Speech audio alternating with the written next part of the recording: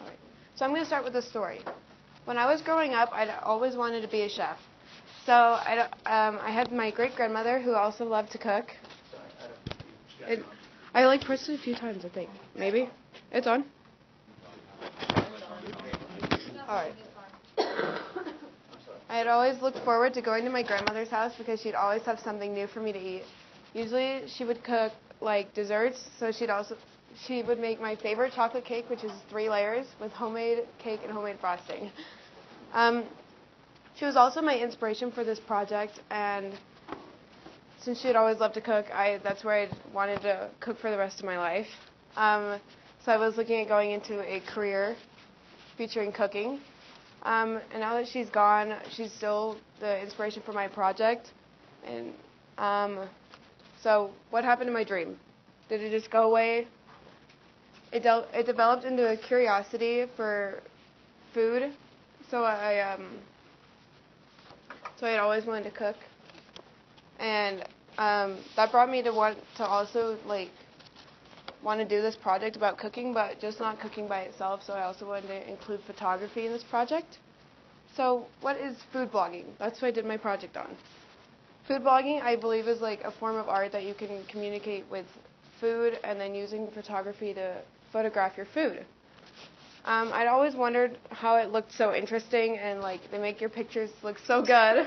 I had never gotten to be good at photography, but my first love for photography came when I had taken the class here at JA my sophomore year of high school, and I just loved photography. I learned a lot about the composition and how to make what am I looking for? To make the composition of your photo and how to make it look really good, more or less. So I ended up liking it because I could use photography for the future, and then it also gave me something to do. The next part of this project was obviously the cooking part of the project, which I had always looked forward to. I've learned to cook at home, but it hasn't always gone so well because I always seem to make a mess and almost burning down my house. And as I said, I grew up with desserts, so I've made multiple desserts. Ask me, I probably made it. So I started to begin this project with easy recipes I could find online, something simple. And so I had made, for my first blog post, I had made the schnitzel, which is going to be fried pork, breaded with breadcrumbs, and that was in the 3rd slide or something, if it's going through. It was pretty easy, but I've definitely made that a few times before. So I'd kind of gotten used to it. I learned that from my dad, and growing up with cooking from my dad, he would give me recipes that were passed down from his childhood. So I had grown up eating this, and I thought it was going to be super gross, and then I tried it, and I'm like, oh, this is actually really good. I really like it. So I had gone with that. So I always like to also cook for my family and then make family dinners. Having my sister be super picky for picky eaters because she doesn't really like beef, chicken, fish, you name it. She probably likes it or doesn't like it. She likes mac and cheese and pizza. Super picky.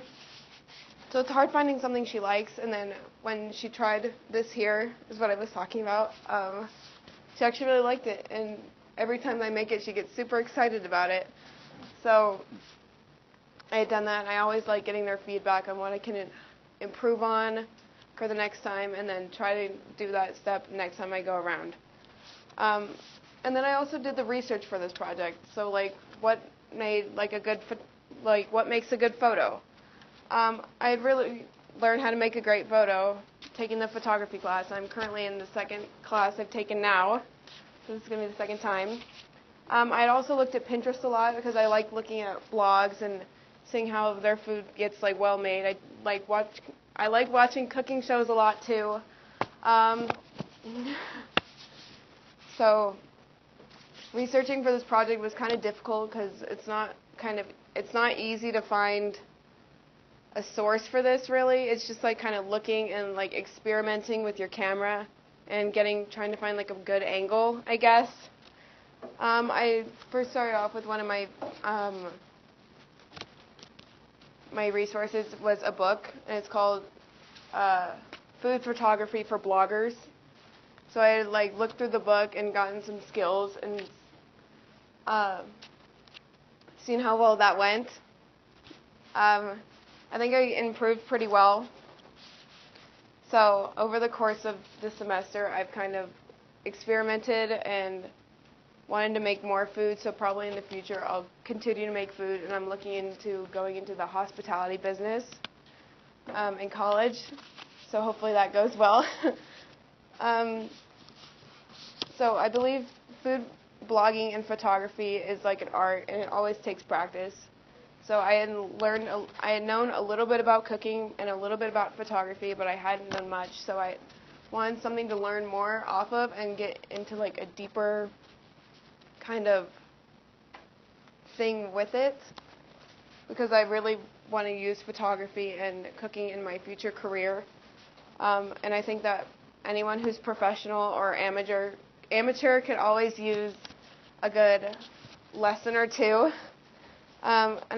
This like really got me intrigued to do this project, looking at Pinterest, looking at blogs, watching TV shows, watching like food episodes of stuff like on the Food Network. I'd always gotten really interested, and now that I've been a world traveler in Europe, that I saw all the different kinds of food they eat over there, and it got me really inspired to do this. So I hope that the food world keeps on growing, like in the food photography and bloggers and everything, because there's so many different kinds of blogs out there, and majority of them are like food or clothing based or anything really. And there's many talented people out there, and I think just anyone can learn a lesson or two. So keep that in mind. Thank you.